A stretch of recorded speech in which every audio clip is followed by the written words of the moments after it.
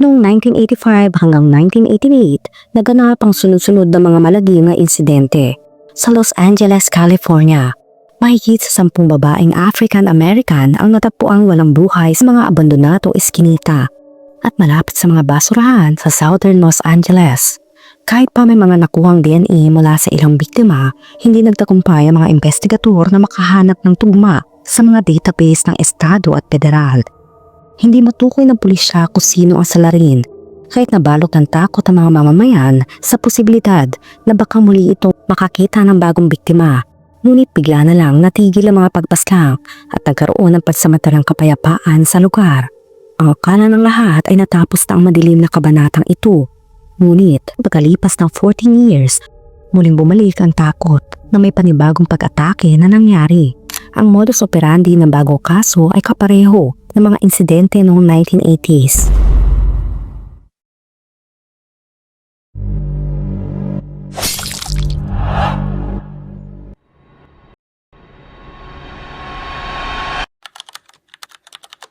Ang lahat ay nagsimula noong August 10, 1985 sa Southern Los Angeles.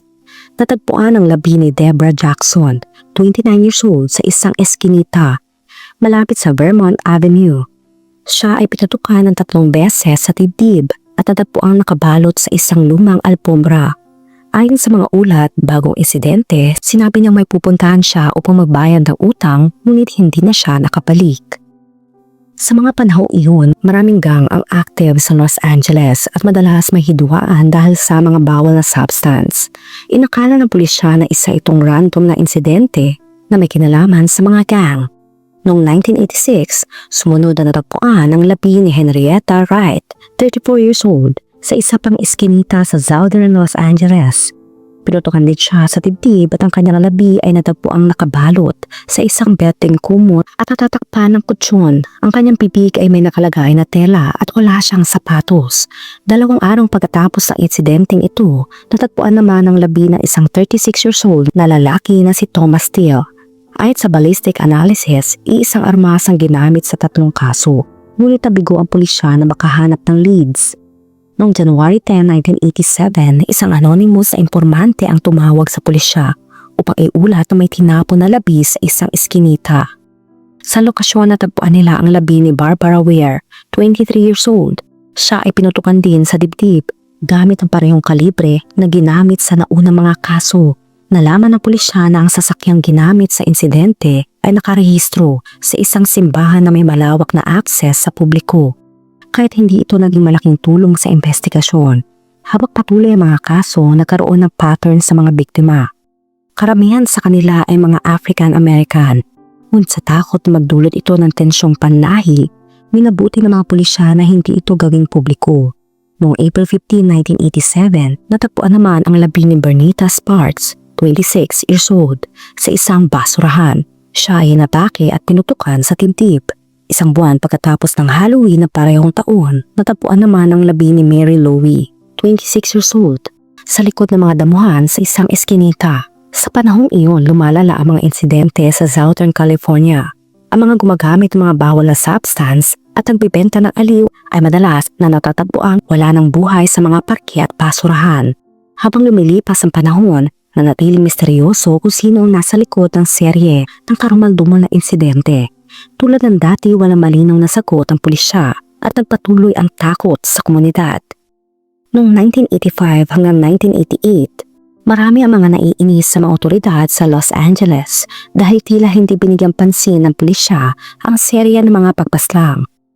Ang mga biktima na karamihan ay African-American ay hindi man lang binalaan ang kanilang mga komunidad tungkol sa posibleng panganib.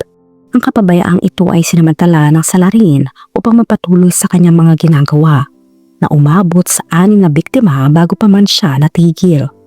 Sa halip na bumaba ang bilang ng mga insidente, nagpatuloy ang sunod-sunod na pagpaslang sa sumunod na taon. Noong January 30, 1988, natagpuan ang labi ni Patricia Jefferson, 22 years old, sa isang eskinita rin. Katulad ng iba, pinutukan din siya sa dibdib at iniwan sa ilalim ng kutsyon. May isang panyo ang nakatakip sa kanyang mukha kung saan nakasulat ang salitang HIV o AIDS. Ilang buwan ang lumipas noong September 11, natagpuan ang isa pang biktima. Ito'y si Alicia Alexander, 18 years old. Bago siya mawala, tinanong pa niya ang kanyang ama kung may kailangan ito sa tindahan. Pagkatapos ng ilang araw, natagpuan ang kanyang labi sa ilalim ng isang asul na kutsyon sa iskinita rin at ang parehong modus operandi ng salarin ay muling nakita. Ngunit sa kabila ng kawalan ng lead, nagkaroon ng biglaang pag-usad ng investigasyon noong November 19, 1988. Si Anietra Washington, 30 years old, ay naglalakad papunta sa bahay ng kanyang kaibigan nang tumikil sa tabi niya ang isang lalaking nagmamaneho ng orange na Ford Pinto. Nagalok ito ng sakay, ngunit tinanggihan niya ito. Sa huli dahil sa pangungulit ng lalaki, pumayag si Washington sa pag-aakalang ito ay mabait na tao. Sa simula naging maayos sa kanilang usapan, ngunit biglang lumiko ang lalaki sa ibang direksyon. At ang iba na ang ugaling nito. Sinimulan siyang tawagin ng ibang pangalan. At nang sumagot si Washington na hindi niya alam kung sino ang tinutukoy ng lalaki, tinakot siya nito na papaskangin kapag sumigaw. Maya-maya binunot ng lalaki ang kanyang armas at pinutukan si Washington sa dibdib. Sa kabila ng kanyang pinsala, nagawa niyang takain na bumaba sa kotse. Hindi ito hinayaan ng lalaki at pinantaat siyang muli. Kinuha pa ng lalaki ang pagkakataon para abusuhin siya habang kinukuna ng litrato. Nagpanggap si Washington na wala ng malay upang hindi na siya lalo pang saktan. Sa kalaunan tinulak siya palabas ng kotse. Kahit sugatan at halos walang lakas, nagawa niya makarating sa bahay ng kanyang kaibigan at bumagsak sa harap ng pintuan. Mabilis siyang naisugod sa ospital kung saan nalaman na ang bala ay dumaan lamang sa kaha ng kanyang tagiliran at hindi tumama sa kanyang puso. Dahil dito siya ay nakaligtas. Naituro ni Washington na ang salarin ay isang African-American na nasa 30 years old, katamtaman ng taas at nakasuot ng formal na damit. Sa mga detalye ito, gumawa pulisya ng bagong linya ng investigasyon. Natukoy rin na ang armas na ginamit sa kanya ay siya ring ginamit sa mga naunang biktima. Bukod dito, muling narepaso ang 1987 anonymous na tawag sa pulisya upang subukan makilala ang boses ng tumawag. Sa pamamagitan ng mga bagong hakbang na ito, nagkaroon ng pag-asa ang mga investigador na mahuli ang salarin at maibigay ang hustisya sa mga biktima. Lumipas sa mga buwan at tila tumigil ang mga serye ng pagpaslang na may parehong modus operandi. Ang pagbibigay ng babala sa publiko ay naging epektibo upang pasamantalang mahinto ang mga insidente. Gayunpaman dahil sa kakulangan ng aksyon mula sa pulisya, isang grupo ng mga African-American ang bumuo ng isang koalisyon. Nagsimula sila magpalaganap ng impormasyon tungkol sa mga pagpaslang at nagbigay ng pabuya para sa anumang impormasyon na maaring humantong sa pagkakahuli ng salarin. Ang patuloy na pagpabantay at suporta mula sa mga mamamayan ay nagresulta ng pagtigil ng mga pagpaslang. Subalit sa kabila ng katahimikan, hindi pa rin nahuli ang salarin at ang mga pamilya ng mga biktima ay patuloy na nananawagan ng hustisya. Habang lumilipas sa mga taon, ang kaso ay unti-unting naging cold case. Inakala ng mga investigador na ang salarin ay maaring nasawi na o umalis ng California. Ngunit noong March 19, 2002, natagpuan ang labi ni Princess Bernews na nawala noong December 21, 2001. Ang kanyang labi ay natagpuan sa isang eskinita, walang suot na damit at nakatago sa isang damuhan. Ang pagsusuri ng DNA mula sa kanya ay tumugma sa DNA na nakuha mula sa mga biktima noong dekada 80. Dito muling nakumpirma na bumalik na ang salarin at tinawag na ang kaso bilang The Green Sleeper. Dahil na rin sa mahabang panahon nitong pagtigil bago muli matake. Ang haba ng tinatawag na cooling off period o panahon ng pagtigil ay tinuturing na kakaiba ng mga investigador. Dahil bihirang mangyari ito sa mga halang ang kaluluwa. Matapos sa mahabang katahimikan, muling nagka-atensyon ang kaso at sinimula ng mga otoridad ang masinsinang pagsisiyasat upang mahuli ang salarin. Gayunpaman sa kabila ng kanilang pagsisikap, wala pa ring makabuluhang pag-usad ang nangyari. Noong July 11, 2003, natagpuan ang isa pang labi. Ito'y si Valerie Harvey, 35 years old, sa isang eskinita na may parehong pattern ng karahasan. Noong una, pinaghinalaan ang kanyang kasintahan, ngunit ang suriin ng DNA sa insidente, natuklasang ito ay mula sa parehong salarin na responsable sa mga naunang pagpaslang. Sa mga sumunod na taon, muli naging tahimik ang salarin, ngunit noong January 1, 2007, natagpuan ang labi ni Janice Peters, 25 years old, sa loob ng isang garbage bag. sa isang basurahan. Siya ay inatake, pinutukan sa likod at tinapon. Ang pagsusuri ng DNA mula sa kanya ay naugnay sa 11 na iba pang kaso na hindi pa nalulutas sa Los Angeles. Sa puntong ito inihayag ng mga investigador ang mga cold cases noong September 2008 na may suspect na aktibo mula pa noong 1985. Ang pahayag na ito ay bilang tugon sa presyon mula sa mga pamilya ng biktima at mga aktivista. Naglunsad ng kampanya upang makakuha ng impormasyon tungkol sa kaso. Nagtatag ng isang special task force upang resolbahin ang mga insidente at nag-alok ng pabuya na $500,000 para sa mga anumang impormasyon na makakatulong.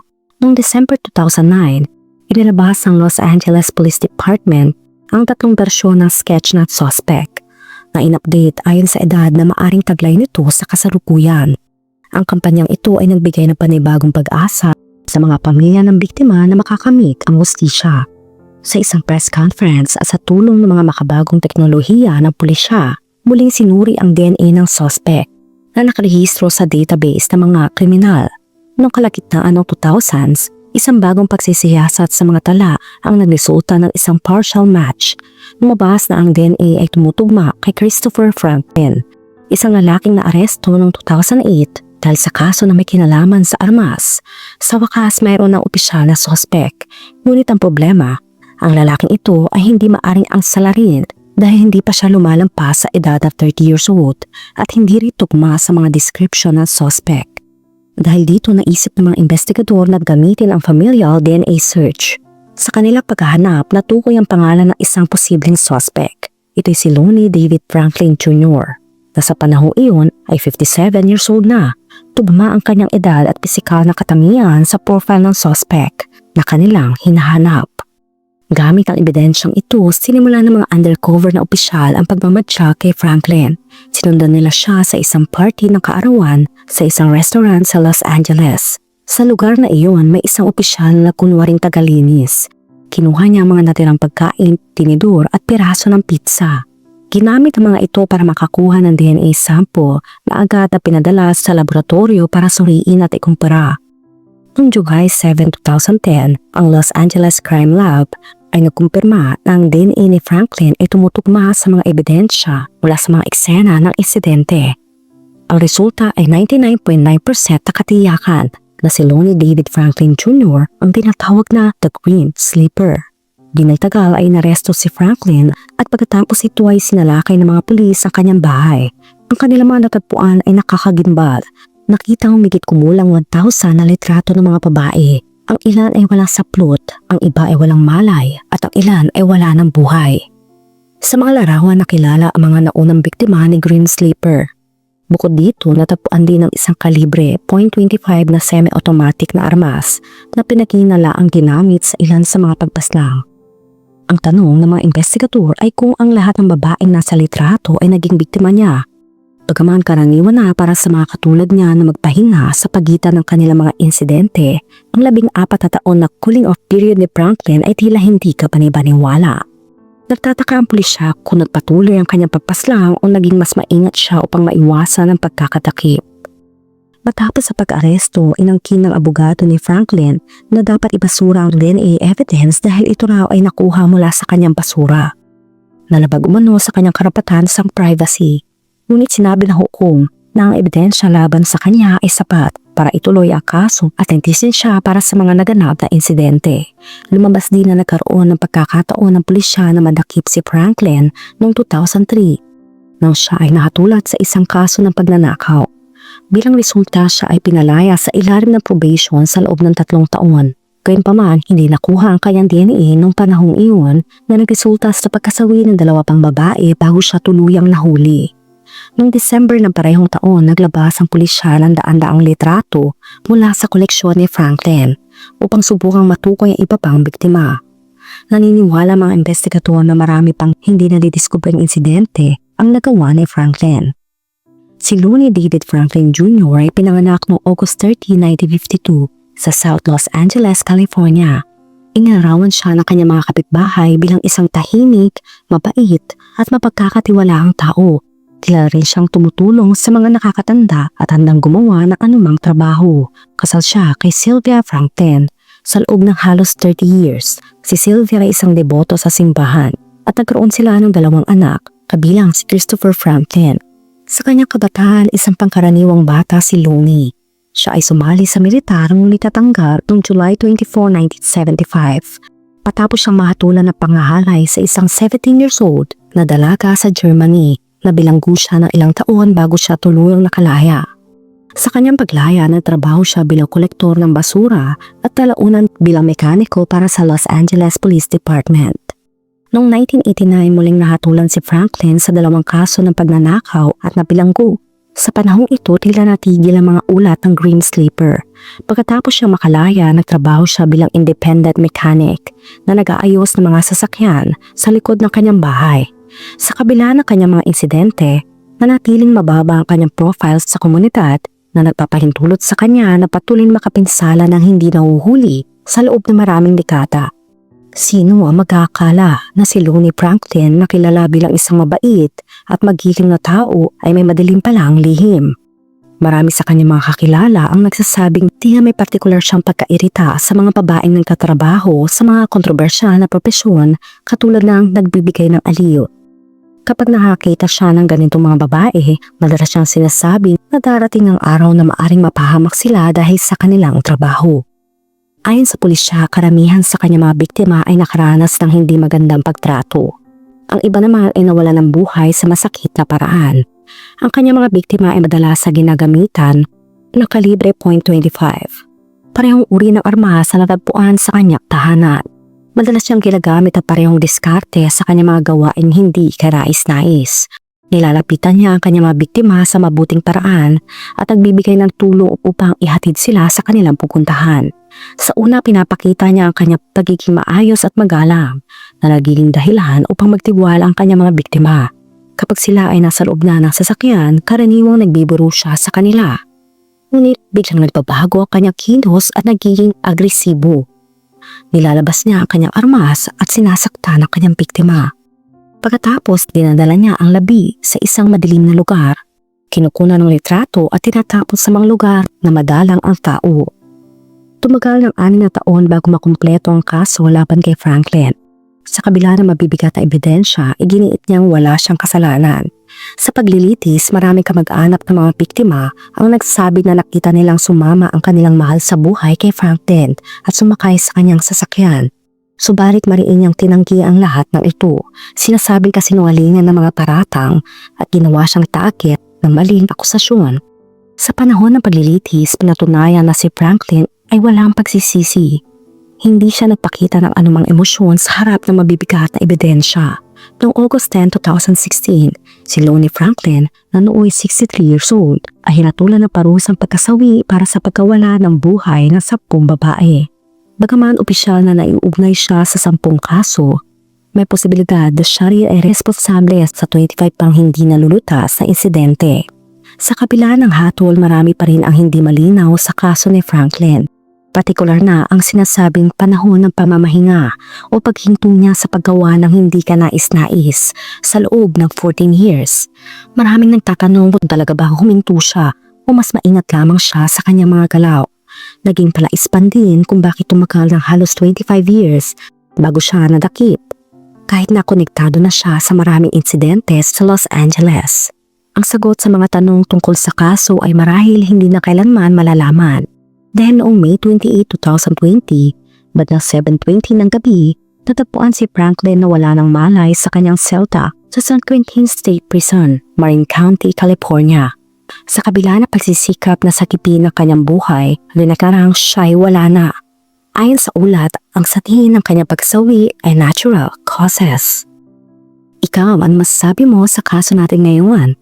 Marami ka rin bang kilala na tahimik lang, pero may tinatago pa lang malaking lihim? Let me know sa comment section. Kung nakaabot ka sa video na ito ay maraming salamat. Huwag kalimutan mag-like, share, subscribe, and turn on the notification. Ingat ka palagi. Ciao!